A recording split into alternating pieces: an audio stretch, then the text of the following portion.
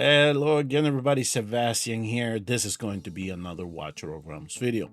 In this one, I'm going to be talking about Diaochan. She's going to be the new limited hero that is going to be available here on Valentine's Day. She, of course, is joining us with LuBu. LuBu is a fighter, chaotic northern designation, but I will cover him in a separate video.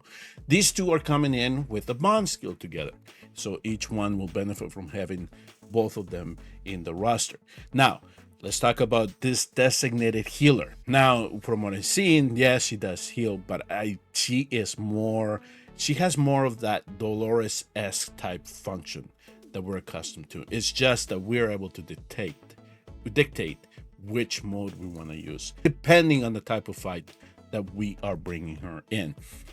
So Diaochan, of course, is going to be given the healer designation, but it really all depends on which stand you put her in. So essentially, she's going to have two stands similar to what we've seen with Ingrid. We're familiar with her, so we can switch her between Solar and Stellar. The same thing will happen with her. So she'll be in the Serenade of Hope or the Song of Sorrow. Now, let's focus on the Serenade of Hope first, because in this one here, she will actually be more of a protector. So she will be healing our allies. So here in the Serenade of Hope, she will essentially gain an extra healing bonus that can stack up over 20 seconds. So you can get it up to 40%. That is a lot of healing. And you can see with her in her range here, which is similar to Dolores, that any of the allies that are within her range, 3 allies are going to be periodically getting attack-based healing applied to them. What's even more intriguing is that when it comes to one of her passives here in the Torn Rose, is that when we have her in the mode, she will essentially be protecting everybody that is in her range by applying physical damage reduction of 20% and magic damage reduction by 20%. And so when I was testing her out and I was trying to figure out, oh, wait a minute, which mode do I have her in? This is what helped me identify which mode I was in, because when these are applied to the allies, then you know that she is in her Serenade of Hope mode. So then in her other stance, which is the Song of Sorrow, she's gaining attack. She's getting an attack increase over time. Over the 20 seconds, it can stack up to 20%. So that is a lot of stack. And why is that a big deal? Well, because during this mode, she is actually not only giving us a penetration increase to 2 allies within her range with the highest attack.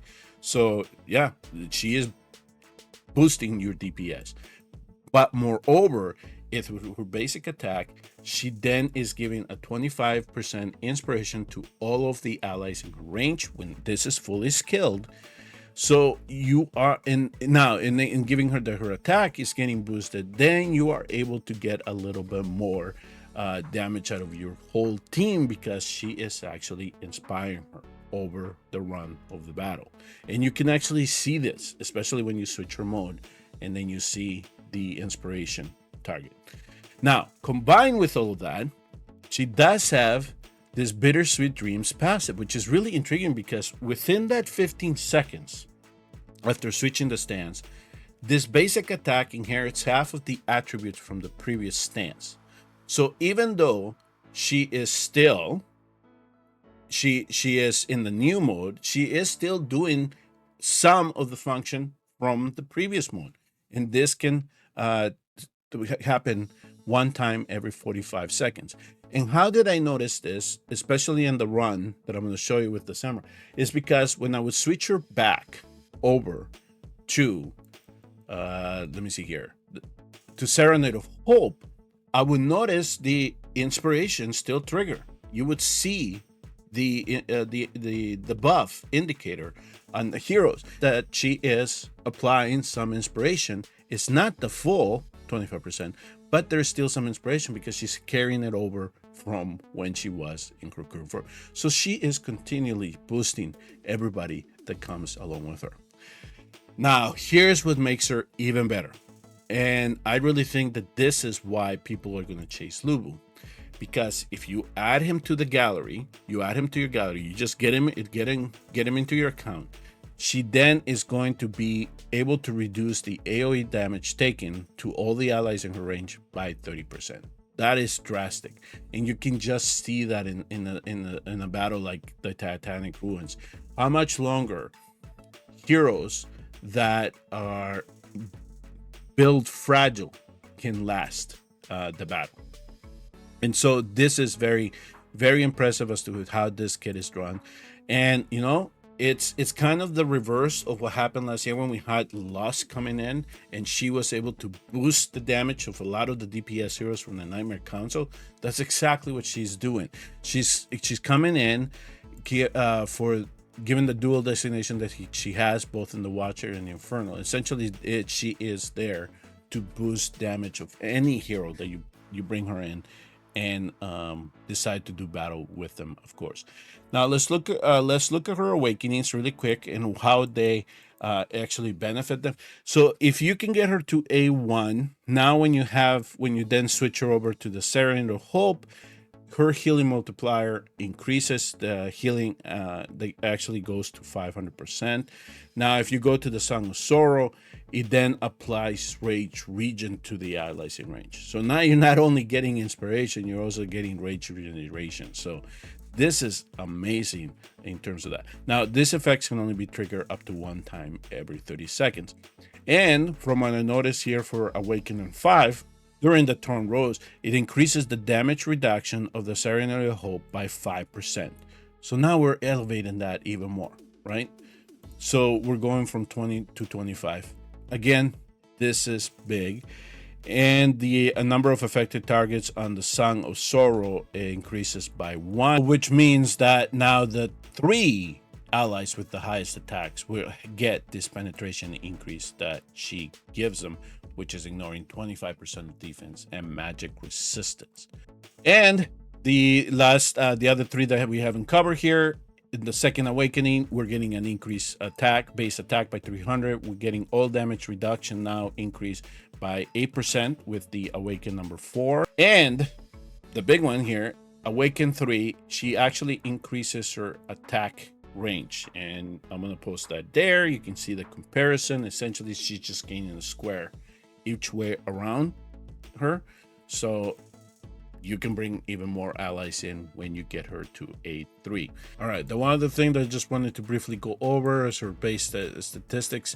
So you can kind of see here for her attack is 2583. It is not bad, actually. It is on par with what Dolores has to offer as well. If we go back, just as a reminder, 2662. And remember that she is actually gaining a little bit of extra attack from her talent as well. Now, inspiration-wise, they are different. She's 25, Dolores is 40. But she's bringing so much to the table, it just makes up for it. Her cost is really, really low. It's 6, so that is beneficial. You can bring her into the battle right away. Here is the major difference, though, is her attack interval. So here, we have her at 6 seconds. So you definitely want to make sure that you want to build her with as much speed as you can. You know, it's just going to be one of those things that you're going to have to ask yourself if you want to sacrifice some attack from attack speed. You can see here from this build here, I got her to 452. So I was able to get the attack interval reduced to 3.2 seconds. So remember that her basic attack is not only healing, so it heals 3 times. So it's going to take a while, right, for it to deploy or to come into action.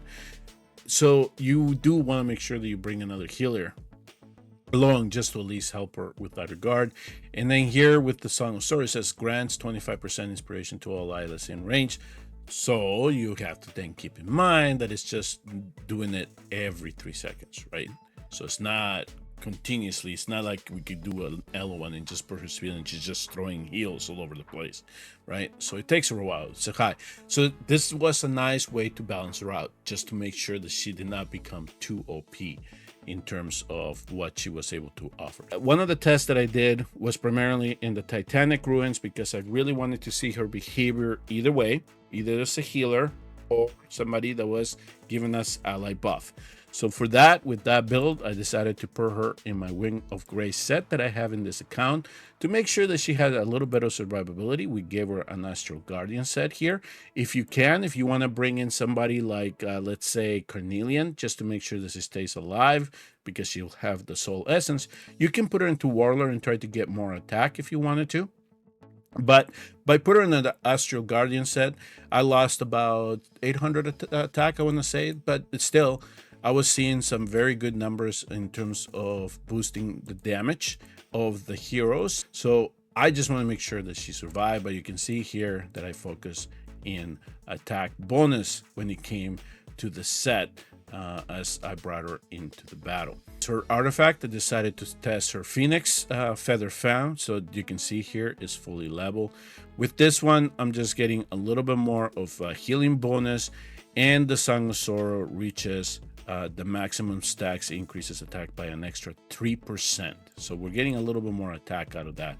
So we're getting a little bit more benefit. But again, all I wanted to see for my purposes is how she behaved during the fight, and really try to elevate the survivability of our heroes and the damage output of our DPS. The first things that I wanted to see how much protection she would really provide at DPS and how long I could probably make somebody like Lyra last. So you can see here she has a very low HP base, is 10,000. So when I added the artifact or HP from the gear, I only added 6,000. So she's very fragile at 22,000. So she usually would die, I would say, the 4 stack on Apocalypse 2 if we didn't have somebody like Fercy and Carnelian coming into it and saved by the Soul Essence type of deal. So she is one of the fragile units that I brought in. I also kind of purposely also did the same thing within it. 21,000. I just wanted to see how long these guys will survive. One of the first things I want to see is, okay, so how well of a protector is she when we're able to put her on the field? So you can see here, Lyra, again, build very fragile. I would just want to see what the first slam would do, how much of her HP would get reduced. And once the slam happens, you can kind of see how much health we lose. So there you go, without a lot of protection in the field. Very standard. She's below 50%. She did take a very good smack, 17,000. So that did a lot of damage. So now I'm gonna go fast forward a little bit. Now I'm gonna bring in the Diaochan just to see how much we can get that reduced, and this for sure tell me how long of a battle I can expect. So let's wait for Samra to do his smack, and right there, 13,000. That is not bad, actually. That's very good protection. And now if we compound it in by bringing somebody else in, whether it's a Fercy, a Tallulah, we can bring in a Carnelian, we can definitely reduce this number a little bit more. So yes, I'm liking what I'm seeing so far, so why not? Let's bring her in. Let's pair her up with another hero that can also promote damage reduction and see if we can keep him up in the battle a little bit longer. So this is the composition that I just chose for this run, right? I brought in some fragile DPS heroes. We know that these two need also some help in terms of survivability, even though their base attack, base HP is a little bit higher. So that's not as complicated to keep them alive. But we do have 3 heroes here, the platform heroes that are a little bit fragile. So those are the ones that we're bringing in for this. And then I also have my support here in Eloan and Tallulah to help out, then with the Diaochan as well, just to see what else can bring. Now, the other thing you notice here is I'm not bringing Constance because I really wanted to see if she could help me push to 120 as soon as before I reach that 5th stack, just to get this over and get my chest and get out of the way. That's essentially what we're going for here. So let me fast forward a little bit because as we're setting things up here. So now here's during the run. Now this is where we're going to you're gonna get to see me switch between the modes here. So here, as you saw, now that he is down, I then switched over to the mode that is giving us the inspiration. And so now here I'm switching her over now to where she is providing us that damage reduction. And so there were some instances here you're probably going to notice where I'm slowing things down just to say, okay, which mode am I in? And if that is the case, I would just click on her and or click on any of the allies. And if you see either one of the damage reductions, then you knew which mode you were in. All right. Okay, so let me see if I can push a little bit more here, so you can kind of see there. So now we're switching it again. We should be seeing the inspiration pop up, and now we're gonna do some damage to Semra. But all possible here, try to get the inspiration, try everybody to get a benefit from that boost that they are receiving. And once it starts smacking us, we want her in the healing mode. So in the Serenade of Hope, right? Just to make sure she's able to. So you see how much protection she gave us. Not a big hit. So perfect. She's allowing us to stay in there. So now here, again, I'm activating the Song of Sorrow. And we're smacking him around.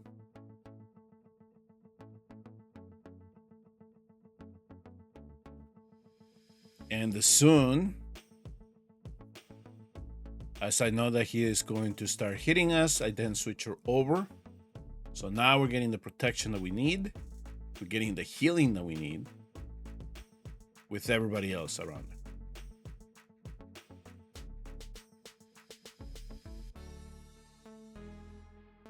So see, right here, I'm checking.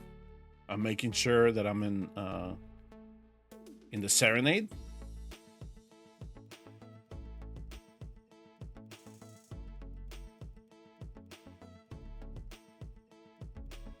So just imagine the possibilities, especially if you have an account that you are starting or that you're in the mid game or you're trying to push. So things like GR3, you could use her just primarily to boost you if you wanted to. Or if you need her to put her on one side, put Dolores in another, you can definitely do that. Where you need just a little bit of a healing, you can quickly switch her over, get everybody healed, and bring her back.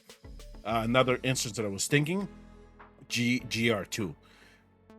Giving her range, you can put her behind, protect everybody during the slams of the boss, and then when the waves are coming out, you switch her over. Now you're boosting your DPS and getting everybody out of the way, and then you revert back, protect against the boss.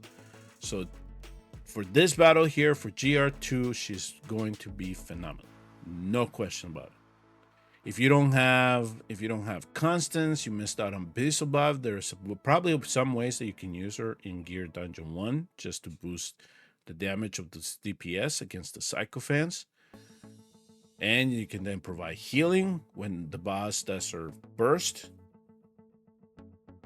So very, very, very good hero being added to the game. In terms of limited heroes, yes, she is going to be up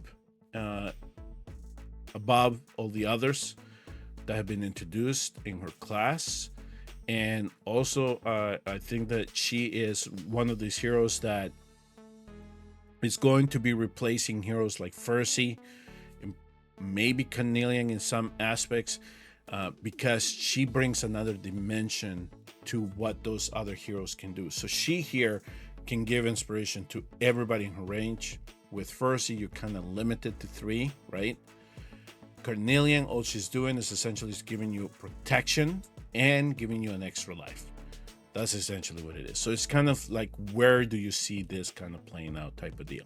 I will say, as of right now, that for GBG, she's not going to be great for healing. And the other thing is her AI when it comes to which mode she's going to be in. It's kind of wonky. So you got to be careful if you bring her into something like that, because being in the wrong mode can definitely just sap you out. There's no question. You cannot bring her in just as a healer or just as an inspiration hero. you have to bring another support hero as well if you want to use her in that context. In arena, I'm pretty sure that some people are going to try to use that range, that boost, but remember the inspiration is not as high as Dolores's. So it all depends on what the maps in the future are going to bring us, right? In terms of trying to make sure that we can use her for PvP content. But for any type of PvE content, yes. I know a lot of people are going to be excited to add her to the account, even at A0, because we have unpolished soulstone, so we could easily just bump her to A1 if we want to get her to A3 to get those additional tiles each way. That's fine as well. But A1 should cover most of the heroes here in this setup here. All right, so I kind of gonna just let you kind of have an illustration as to how you can play her here in the Titanic ruins. And so essentially what it was, I'm gonna fast forward a little bit. Let me see if I can go to 4 here. So here going into four stacks of the overdrive here. So I wanted to see how much. So I'm keeping an eye. So here is where I'm keeping an eye on Lyra and Init. Okay, these are the two guys. I was kind of saying, can I make it to 120 without worrying about them dying? And sure enough, I did. No problem in that. But I really wanted to see how many more stacks I could go on the overdrive. So here I'm in a venomic phase here, so we're gonna take some venom. But even without LON, I think I would feel comfortable with the healing that she's providing, especially that I'm bringing 2 other support heroes as well. So at least I'll be able to keep her alive for most of that. All right, so here we're at stack number 5. So here's where I'm kind of keeping track of things. So I know Init and Lyra are in trouble, or they're getting there. But she's able to at least bring him to 5. No big deal there. So now we're going to contend with the Saw. So I am trying to apply as many damage reduction stacks as I can with Helga. And I'm just going to let this play out here so you can kind of see how the slam was able to work for us here in terms of her doing the damage protection. And here comes the slam. There we go. So at this point, I pretty much knew that I had him capped. Or I was at that point. I was at that point where I knew that Init and Lyra were going to be in trouble for the rest of the fight. So probably going past 6 was going to be hard, especially as to how fragile I built them. Okay. But she was able to extend her lives. If I hadn't added her in, and I would just bring out like an Asande or a Medan or just another healer, right? An Aelin, they would have been out of the map already. So she's a phenomenal protector. No question about it. She's going to be a great hero for you to add. So if you decide to go this Valentine's Day weekend and you try to add her to your account, I wish you the best of luck. Hopefully you can get her in less than 200 summons. And if you're in the States, I would just advise to be as cautious as you can in terms of chasing multiple awakenings of her, given the current situation. But at least give yourself an opportunity, if you can, to add her to your account. She will be a great addition to it. Thank you all very much for tuning in and watching. I hope that this was helpful. If you do decide to chase her, I will see you all in the next Watcher of Realms video. And please do hit like and subscribe on your way out.